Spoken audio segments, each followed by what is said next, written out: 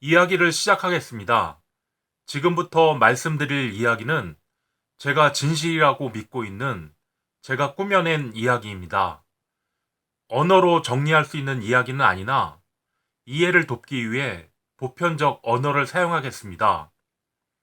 제가 그냥 개념으로 사용하는 말이니 그 말에 집착하지 마시고 소원하는 바를 이루시길 바랍니다. 혹여나 들어는 보자, 듣고 나면 이미 다 알고 있었던 것처럼 흠집내기, 그러지 않으시길 바랍니다. 아직 세상에 없던 얘기를 말씀드립니다. 분자 단위로 아주 미세하게 조각되어 있는 롯브릿지 위의 육체를 살아있다라고 합니다. 그러한 롯브릿지 위로 인간의 정과, 인간의 신과, 인간의 기와, 인간의 혈이 순환하고 있다면 사람이라고 합니다. 백에서 혼으로 향하는 롯브릿지라면 그러한 백을 넋이라 합니다.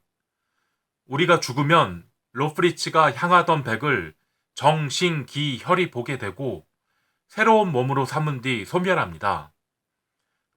그렇게 죽음이고 그렇게 소멸인데 누군가 친절하게 나타나서 인도해 주지 않습니다. 선생님께서 알고 계신 어떤 존재들도 나타나지 않습니다. 그래야 죽음입니다. 정성을 보이시면 죽으면 어떻게 처신하여야 할지를 연습해 드립니다. 살아서는 왜 복수해야 하는지 정성을 보태 드리겠습니다. 예수님 이름이 텅 비어 있기에 예수로 담아봅니다. 복음이라는 이름이 텅 비어 있기에 복음으로 담아봅니다. 예언자의 꾸며낸 이야기로 땅에 글씨를 써봅니다. 여기 땅에 구약 성경 중에 다니엘 문서인데 예수 없는 예수로 비난하지 마시고 복음 없는 복음으로 담아가지 마시기 바랍니다. 여기 땅에 다니엘이라고 써봅니다. 보통 이름에 LR 뭐 이러면 나중에 만들어진 이름 같기도 한데 창시개명은 기본이었을 테고 예수 이전 600년 전쯤의 이야기입니다. 3번의 침략이 있었습니다. 보통 사륙과 약탈을 저지른 후 아이들과 젊은 여자들을 우선적으로 포로로 데려갑니다. 아가리들 나름의 암묵적 지혜입니다. 그렇게 어린 나이에 바벨론으로 끌려가 정체성을 지우는 세뇌 교육을 받았을 터인데 바벨론 주인님에게 충성하는 마름으로 세뇌 교육을 받았을 터인데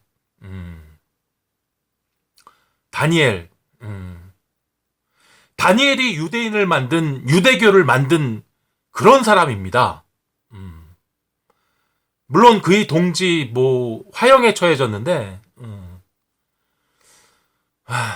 불태워 죽이고 짐승의 먹잇감으로 던져지고 이런 야만의 폭력을 이겨내고 독립을 쟁취했던 위대한 지도자입니다.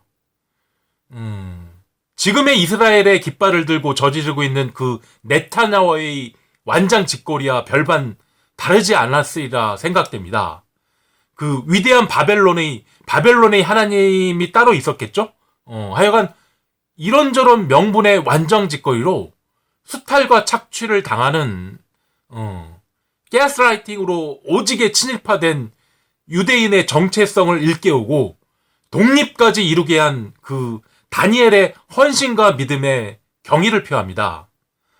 아울러 그 네타냐후의 완장짓거리, 야만과 폭력의 인족 항사를 이겨내고 가자의 다니엘은 독립을 쟁취하리라 예언해 봅니다.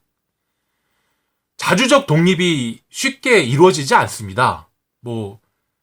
풍습에 70년 되면 노예를 풀어주는 그래서 순순히 이스라엘로 돌아올 수 있었다 이런 개소리를 하던데 예나 지금이나 어렵게 잡아와서 써먹을 수 있게 교육시켜 놨는데 풀어준다고요? 쉽지 않았을 겁니다. 예. 바벨론의 저항에 맞서기도 뭐 그랬고, 뭐 내부의 비판과 원망을 또 상당했을 거고, 그런 것들을 잠재우기 쉽지 않았을 겁니다. 저 개인적인 생각이지만 성경 전체를 통틀어 가장 위대한 인물이 있다면 감히 다니엘이라고 생각합니다. 예. 그럼 다니엘의 이야기를 시작하겠습니다. 물론 제가 꾸며낸 이야기입니다. 예수 없는 예수로 비난하지 마시고 복음 없는 복음으로 담아가지 마시기 바랍니다.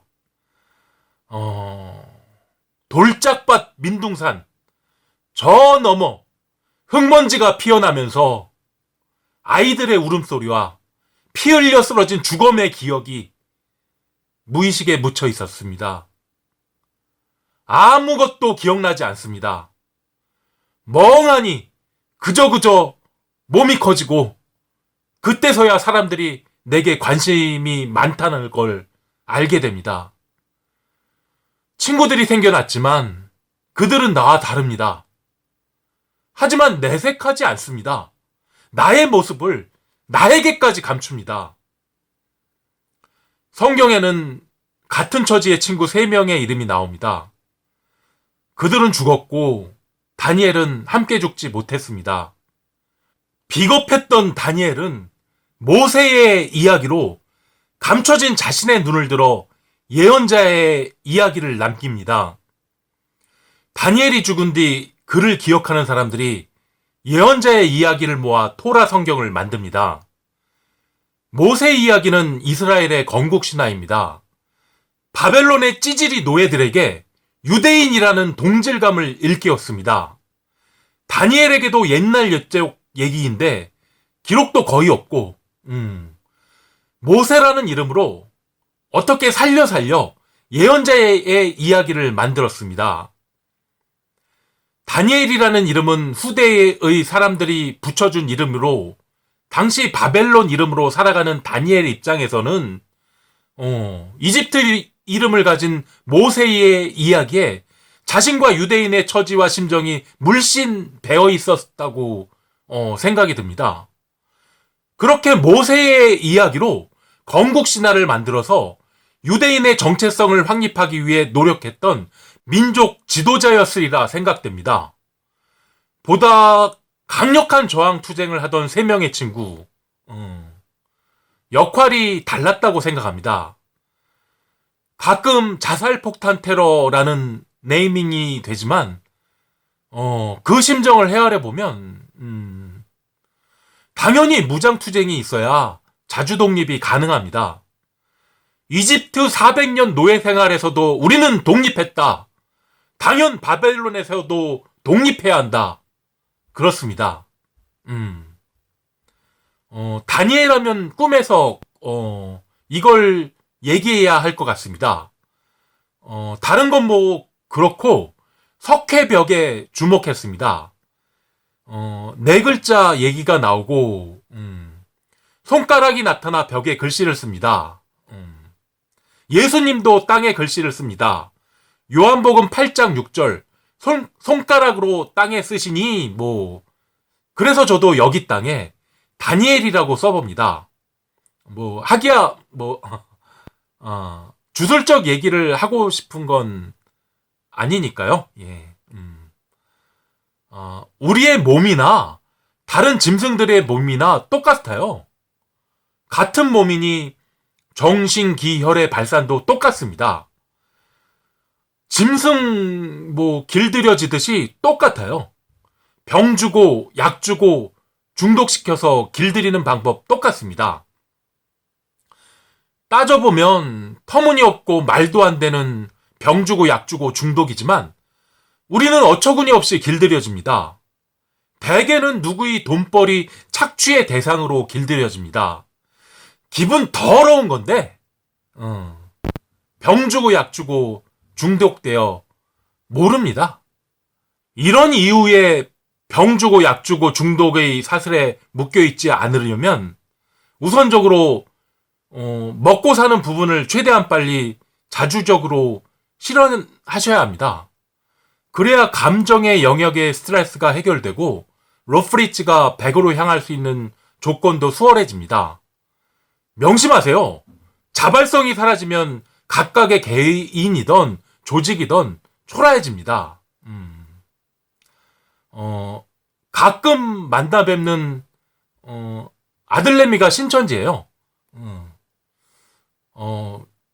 나가래도 집에서 안 나간답니다.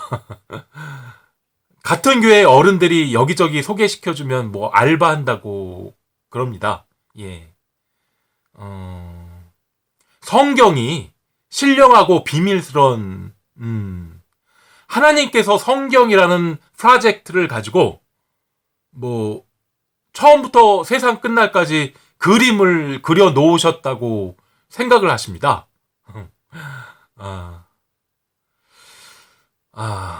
비밀스럽지 않은 게 비밀 같습니다. 2000년 전의 사람들의 사고방식과 표현을 이해하게 되면 뭐가 비밀스럽다는 거죠? 그렇게 믿고 있으신 분들이 많으니 뭐 잘만 이용하면 돈벌이가 된다 이거겠죠. 불경이나 명리학도 뭐 그렇습니다.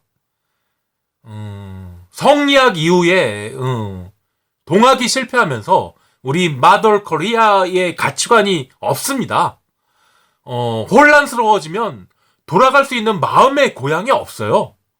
그저 야외 캐피탈에 병 주고 약 주는 중독의 사슬에 묶여있게 되었습니다.